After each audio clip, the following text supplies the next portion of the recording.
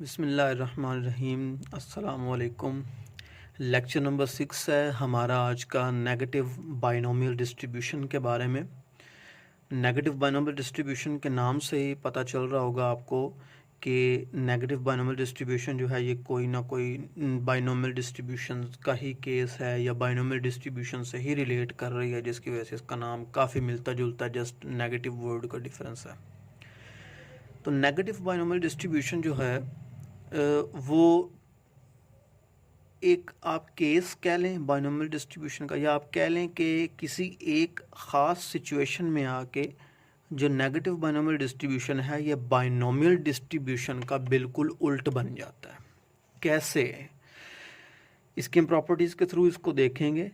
यहाँ पे लिखा है जी कि negative binomial distribution is second face of binomial distribution. ये सेकंड फेस होता है बाइनोमियल डिस्ट्रीब्यूशन का, लेकिन कुछ कंडीशंस, कुछ पॉइंट्स इस तरह के होते हैं, कुछ प्रॉपर्टीज़ इस तरह की होती हैं जिसमें जो है ये बाइनोमियल से मुख्तलिफ हमें नज़र आती है नेगेटिव बाइनोमियल।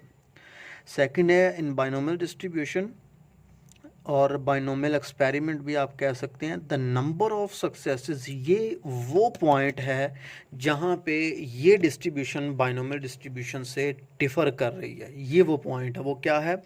इन बाइनोमियल एक्सपेरिमेंट या binomial distribution the number of successes varies and number of trials are fixed. Binomial distribution में हमने क्या कहा था कि हम fix number of times trial करते हैं, ठीक है, और हमारी प्रोबेबिलिटी ऑफ सक्सेस जो है वो कांस्टेंट तो होती है लेकिन वो वेरी कर रही होती है हर एक के लिए। यानी कि हम नंबर ऑफ ट्रायल्स जो हैं वो फिक्स करते हैं और नंबर ऑफ सक्सेसेस जो हैं वो हमारी वेरी कर रही होती हैं बाइनोमियल डिस्ट्रीब्यूशन में। लेकिन यहाँ पे क्या है? But in the negative binomial experiments, number of successes are fixed and the number of trials are varied. तो अगर आप बाइनोमियल की इस प्रॉपर्टी का बिल्कुल उल्ट कर देते हैं तो ये नेगेटिव बाइनोमियल बन जाती है। बाइनोमियल में trials, number of trials fix हैं और नंबर ऑफ सक्सेसेस वेरी कर रही हैं, लेकिन नेगेटिव बाइनोमियल के अंदर आपके नंबर ऑफ ट्रायल्स वेरी करेंगे और आपकी नंबर ऑफ सक्सेसेस फिक्स होंगी। यहाँ पे हम बात करेंगे, बाइनोमियल में बात करते थे कि एक डाइस को 5 दफ़ा टॉस किया गया, fix number of time trial किया गया, ठीक है। सक्सेस हम कोई नहीं बताते थे कि कौन सी सक्सेस है हमारी, जस्ट हमने उसकी प्रोबेबिलिटीज़ फाइंड करनी होती थी। लेकिन नेगेटिव बाइनोमियल की बात करें तो यहाँ पे हम ये तो बताएंगे नंबर ऑफ ट्रायल्स जो हैं वो वेरी कर रहे हैं, कभी 5 दफ़ा, कभी 10 दफ़ा, कभी 20 दफ़ा, ठीक है, वो एक सेंस में आप उनको फिक्स भी कह सकते हैं, बट वो वेरी कर रहे होते हैं ना सिचुएशन टू सिचुएशन। लेकिन मेन पॉइंट इज़ कि नंबर ऑफ सक्सेसेस जो हैं वो आपकी फ़िक्स होती हैं। मैं कहता हूँ मैंने 10 दफ़ा कॉइन टॉस किया है, मेरे 10 दफ़ा कॉइन टॉस करने पे क्या प्रोबेबिलिटी है कि मैं 2 दफ़ा हेड ऑब्टेन कर लेता हूँ। अब हेड मेरी क्या है? प्रोबेबिलिटी ऑफ सक्सेस, और वो मैंने फ़िक्स कर दी है कि 2 टाइम, बस 2 से ज़्यादा दफ़ा की प्रोबेबिलिटी मुझे चाहिए ही नहीं। मैंने नंबर ऑफ सक्सेस फिक्स कर दी है जो कि 2 है, ठीक है। तो नंबर ऑफ सक्सेसेस जब आपकी फ़िक्स होती हैं, नंबर ऑफ ट्रायल्स वेरी करते हैं, तो आप बाइनोमियल से नेगेटिव बाइनोमियल की तरफ मूव कर जाते हैं। Negative binomial experiment possesses the following properties. Negative binomial experiment की प्रॉपर्टीज क्या हैं? Outcomes of each trial classified as success and failure, same as binomial distribution के आउटकम्स को सक्सेस और फेलियर में हम डिस्टिंग्विश करते हैं। सेकंड है probability of success remains constant for all trial, बिल्कुल ये भी सेम बाइनोमियल की तरह है कि प्रोबेबिलिटी ऑफ सक्सेस हर ट्रायल के लिए फिक्स रहती है, उसमें भी फिक्स रहती थी। सक्सेसिव ट्रायल्स आर इंडिपेंडेंट, ये भी बिल्कुल सेम है कि बाइनोमियल में भी सक्सेसिव ट्रायल्स इंडिपेंडेंट हैं, इसमें भी इंडिपेंडेंट। यहाँ तक ये कंप्लीट बाइनोमियल ही है। इस पॉइंट पे आके ये बाइनोमियल से डिफर कर जाती है, जो मैंने ऊपर डिफाइन किया आपको। Experiment repeated variable number of time, variable का मतलब होता है वो चीज़ जो चेंज हो रही हो, यानी कि वेरी कर रहा है। Experiment repeated variable number of times, different times experiment को रिपीट किया जाता है to obtain fix number of successes. हमने फिक्स नंबर ऑफ सक्सेसेस लेनी है। ये इंशाल्लाह क्वेश्चन के अंदर आपको मज़ीद क्लियर होगा कि फिक्स नंबर ऑफ सक्सेसेस से यहाँ पे क्या मुराद है।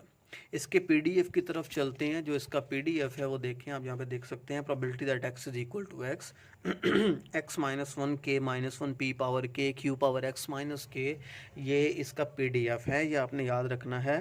इसकी जो रेंज है वो के से लेके इन्फिनिटी तक होती है। के सेकंड के प्लस वन के प्लस टू के प्लस थ्री मीन्स के कमुलेटिव है, एक बढ़ा नंबर फिर दो नंबर ऐड हुए फिर 3 4 5, इसकी रेंज कमुलेटिव होती है, ये माइंड में रखना है। अब यहाँ पे के क्या चीज़ है? के नंबर ऑफ सक्सेसेस हैं आपके, नंबर ऑफ सक्सेसेस। पी क्या है? ये प्रोबेबिलिटी ऑफ सक्सेस है। क्यू क्या है? वो प्रोबेबिलिटी ऑफ फेलियर है, वो यहाँ पे मैंने मेंशन नहीं की है, बट प्रोबेबिलिटी ऑफ फेलियर है क्यू, बाइनोमियल की तरह। तो एक्स यहाँ पे क्या होगा आपका? एक्स एक तो है ना आपकी रेंज, रेंज से मुराद यही है ना कि एक्स आपका फेवरेबल आउटकम होगा जिसकी आप प्रोबेबिलिटी फाइंड करना चाहते हैं। और प्रोबेबिलिटी जो नेगेटिव बाइनोमियल डिस्ट्रीब्यूशन है, इसके दो पैरामीटर्स हैं के एंड पी, और दोनों ग्रेटर देन ज़ीरो होने चाहिए। पैरामीटर हमेशा ज़ीरो से ग्रेटर ही होना चाहिए डिस्क्रीट के अंदर, ठीक है। When we should use negative binomial distribution, हमें कब यूज़ करनी होती है बाइनोमियल डिस्ट्रीब्यूशन? जो क्वेश्चन पिछली डिस्ट्रीब्यूशन में भी पूछा गया।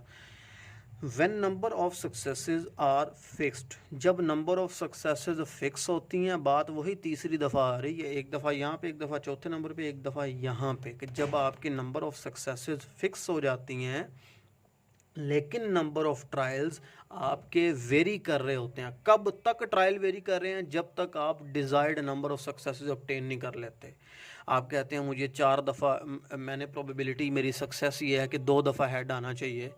एक कॉइन आप अगर 1000 दफ़ा कॉइन टॉस करते हैं, आपका 2 दफ़ा हेड नहीं आता, तो आप फिर टॉस करते ही रहेंगे, उसको आगे जारी रखेंगे इस चीज़ को। 10 दफ़ा टॉस किया, हेड नहीं आया, 20 दफ़ा टॉस किया, नहीं आया, आप इसको जारी रखें। आप लाख दफ़ा करें, अगर हेड नहीं आता तो आप फिर भी जारी रखेंगे। समझाने के लिए एग्जांपल दे रहा हूँ कि वेरिएबल नंबर ऑफ टाइम्स आप ट्रायल करते जाते हैं, लेकिन जब आपकी 2 सक्सेसेस जो आपको चाहिए वो ऑब्टेन हो जाएंगी, आप फिर उससे आगे आप ट्रायल बंद कर देंगे करना, क्योंकि आपकी डिज़ायर्ड नंबर ऑफ सक्सेसेस आपको ऑब्टेन हो चुकी हुई हैं, ठीक है जी। उसके बाद हम आते हैं इसके क्वेश्चन की तरफ कि क्वेश्चन कैसे हल करना होता है। इसका क्वेश्चन है यहाँ पे, a person throws a pair of fair dice, एक पर्सन ने फेयर डाइसेस का पेयर यानी कि 2 dices at a time throw किए हैं। What is the probability that he will get a total of 7 for the second time on the 8th throw? अब बात को समझना है यहाँ पे। एक बंदे ने 2 डाइसेस, पेयर ऑफ डाइसेस जो है वो थ्रो किया, ठीक है। वो कहता है कि क्या प्रोबेबिलिटी है कि he will get a total of 7, कि उसके पास जो ऊपर नंबर आए हैं, जो ऊपर फेसेस आए हैं, डाइस आप फेंकते हैं उसके ऊपर जो 2 फेसेस आते हैं उनको सम करने से 7 आता है। क्या प्रोबेबिलिटी है? He will get a total of 7 for the second time, दूसरी दफ़ा। अब देखें सक्सेसेस क्या होगी यहाँ पे, 2 सक्सेसेस, क्योंकि मुझे सवाल के अंदर ये पता चलता है कि जिस बंदे ने डाइसेस थ्रो किए हैं उसको सेकंड टाइम सक्सेस मीन्स के फॉर द सेकंड टाइम, पहली दफ़ा उसने 7 ऑब्टेन कर लिया है लेकिन सेकंड टाइम भी 7 ऑब्टेन करता है, उसकी क्या प्रोबेबिलिटी है ऑन द 8th थ्रो। अब थ्रो 8वीं है, इसका मतलब ये नहीं है कि अनफिक्स है। हो सकता था कि वो अगर 80 थ्रोज भी करता तो उसको दूसरी दफ़ा सम 7 का, या सम 7 का मतलब क्या है, या फेसेस के ऊपर एक पे 2 एक पे 5 आ जाता, एक पे 1 एक पे 6 आ जाता, बात समझ रहे हैं, एक पे 4 एक पे 3 आ जाता, ठीक है। फर्स्ट पे 3 सेकंड पे 4 आ जाता, फर्स्ट पे 5 सेकंड पे 2 आता, फर्स्ट पे 6 सेकंड पे 1, इस तरह की पॉसिबिलिटी जो मैं नीचे डिफाइन करूँगा इंशाल्लाह। तो इस तरह अगर वो थ्रो करता रहता, उसको 7 ना मिलता, वो 8 से ऊपर भी जा सकता था, लेकिन 8वीं थ्रो के ऊपर उसने कहा है कि उसको सेकंड टाइम सक्सेस ऑब्टेन होती है। आपने इसकी प्रोबेबिलिटी बता देनी है, ठीक है। समझ आई है सवाल की। A person throw the pair of fair dice, एक बंदे ने पेयर ऑफ डाइस थ्रो किया है, क्या प्रोबेबिलिटी है कि उसको सम ऑफ 7 मिलता है second time on the 8th throw, ठीक है। अब यहाँ पे हम इसका डाटा निकालेंगे, टोटल नंबर ऑफ पॉसिबिलिटीज़ कितनी है हमारे यहाँ पे, 2 डाइसेस थ्रो हो रहे हैं, तो सैंपल स्पेस क्या बनेगी 36 की, जो कि मैंने आपको प्रोबेबिलिटी के बेसिक लेक्चर के अंदर बनाना सिखाई थी कि 36 किस तरह बनती है, 1 1 1 2 1 3 1 4 से लेके 6 6 तक, ठीक है। x इज इक्वल टू 8 है क्योंकि हम ट्रायल कितनी दफ़ा किया है यहाँ पे, 8 दफ़ा उसने सवाल में मेंशन किया है, 8 थ्रो, तो ट्रायल 8 दफ़ा हुए हैं तो x इज इक्वल टू 8 आ जाएगा, 8 टाइम्स थ्रो हुए हैं। n नंबर ऑफ ट्रायल नहीं है यहाँ पे, x नंबर ऑफ ट्रायल है क्योंकि फार्मूला के अंदर x आ रहा है। अच्छा, यहाँ पे हम देखेंगे फिर k क्या है, k वही चीज़ के फॉर द सेकंड टाइम का मतलब है कि फर्स्ट टाइम ऑब्टेन हो गई सक्सेस और सेकंड टाइम की भी सक्सेस बतानी है हमने, 2 सक्सेसेस टोटल होगी तो k is equal to 2, k number of successes होता है।